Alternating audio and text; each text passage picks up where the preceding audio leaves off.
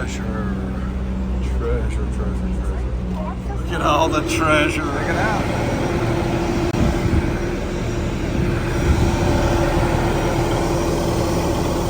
There's something to look forward to.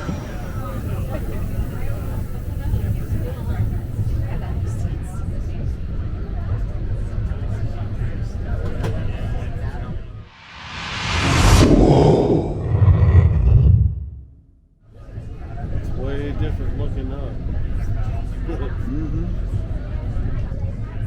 Alrighty, good afternoon everybody. Now I'm going to be telling you some fun facts as we make our way up the mountain today. 1806, there was an army lieutenant named Zebulon Montgomery Pike. He and his men were exploring the southern end of Louisiana Purchase. Louisiana Purchase was a deal between President Thomas Jefferson and Napoleon Bonaparte of France that doubled the size of the United States. So while Zebulon's men were exploring, they saw this mountain in the distance and decided to climb it, hoping to get a good view from the top. Now, unfortunately, it was the beginning of winter. They were still in their summer uniforms and running low on supplies. When they found themselves trudging through waist-deep snow, they very wisely decided to turn back. So, Pike never made it to the top of the mountain that now bears his name. He did write about it a lot in his journal, though. He called it the Grand Peak. He estimated it was over 18,000 feet in elevation, and that no human being could ever climb it. He was wrong, of course.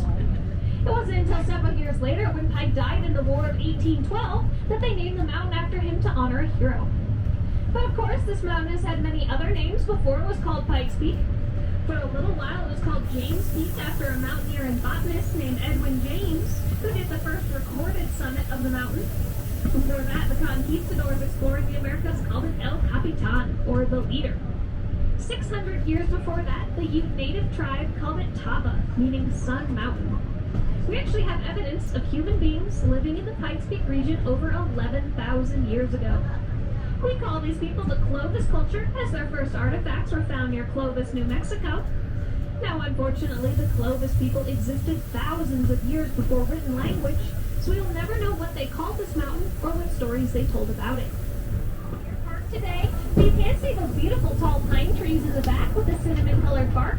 Those are ponderosa pine trees. They only get that cinnamon color when they're about 80 years old. Also, if you go up and sniff them, they smell like butterscotch.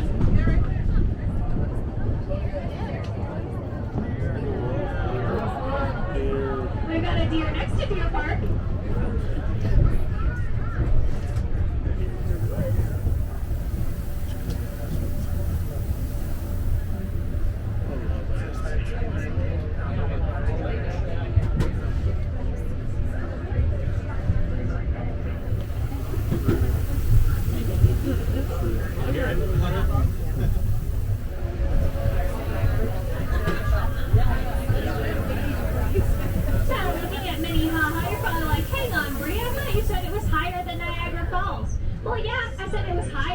It was taller.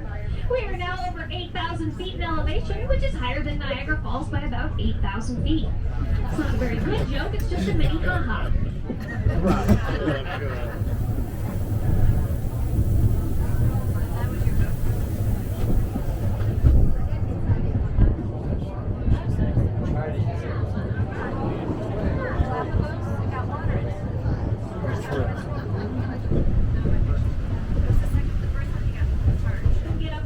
These days, you can ride on the train, of course. You could drive on the Pikes Peak Highway, or you could hike the Bar Trail. But back in the 1800s, you could also take a carriage ride. This carriage ride parallels our tracks in quite a few places. In 1893, an English professor from Massachusetts took this carriage ride. Her name was Catherine Lee Bates. Now, she was so amazed by the views from the mountain that when she got back to her hotel room in Colorado Springs, she wrote a poem about it. This poem is called America the Beautiful. It was so popular it was set to a piece of music called Materna and was actually runner-up to being our national anthem, only losing by 2 votes to the Star-Spangled Banner. In just a moment here, we're going to come upon a clearing that we call Inspiration Point, because we believe it's views like this that inspired Catherine to write that famous poem. Right? Welcome to Inspiration Point. I mean, the gimbal is keeping it level. Look at the grade we're talking about. It's crazy. Out before you, that is Colorado Springs. And on a nice clear day like today, you're actually looking 200 miles away the border into Kansas.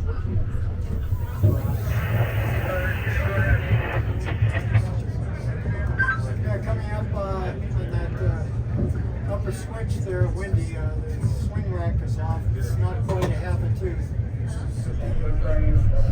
So passing 12,000 feet. Windy points. Time to stop and put a jacket on. It's getting cold.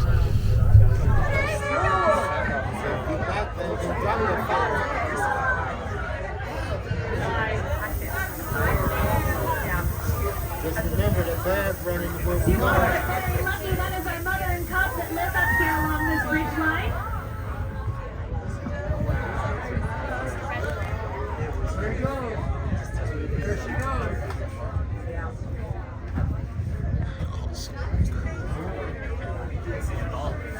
You see him?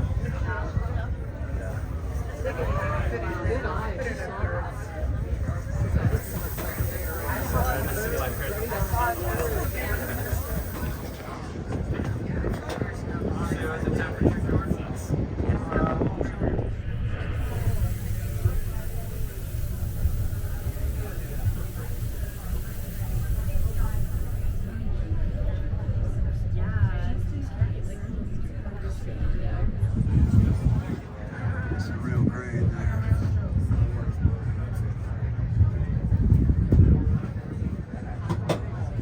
There he is.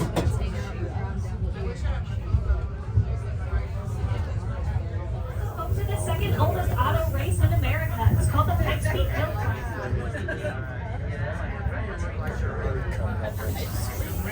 What's your step? Do that first?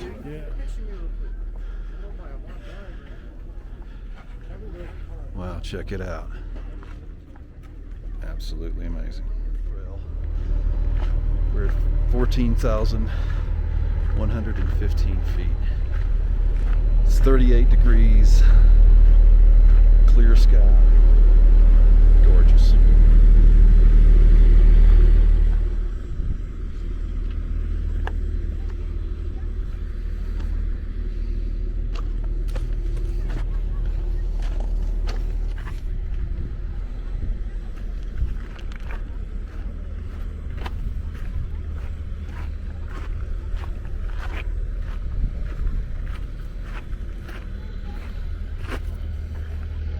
This is the northeast vestibule. In my opinion, the most beautiful spot on the mountain. This is about 20 feet down from the top, and this is the money shot. This is unbelievably beautiful.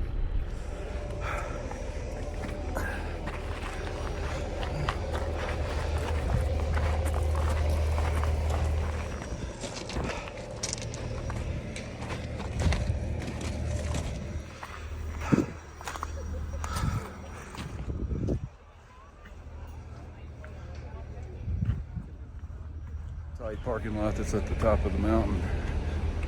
There's not many spots up here, and it is full as it can be.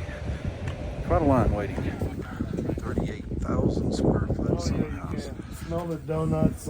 Oh yeah, to get donuts is very Disney-like with no Genie Plus. The world famous Pikes Peak donut.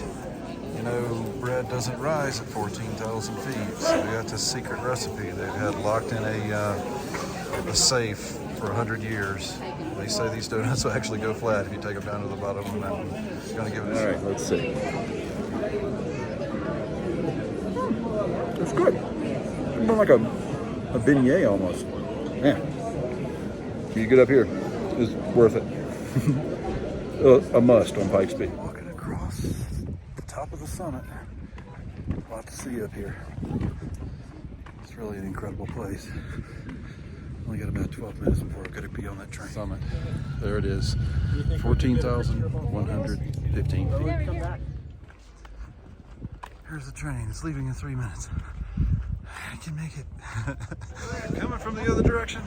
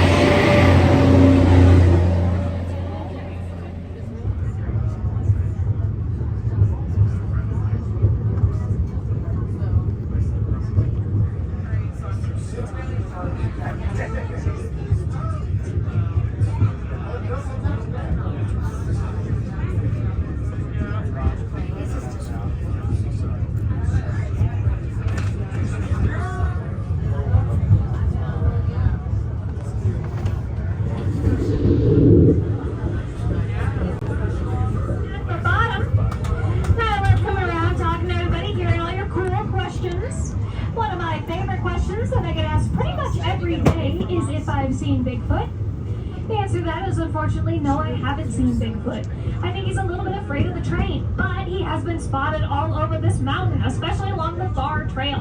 Bar Trail is a 13-mile-long trail, starts right behind our depot, goes all the way up to the summit where you just were.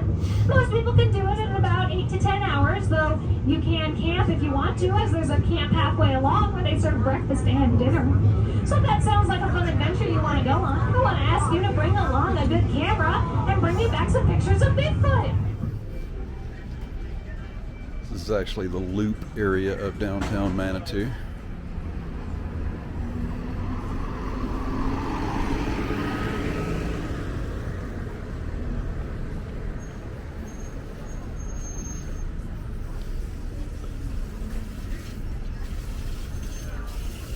Pretty incredible day going up Pikes Peak in the Cog Railway.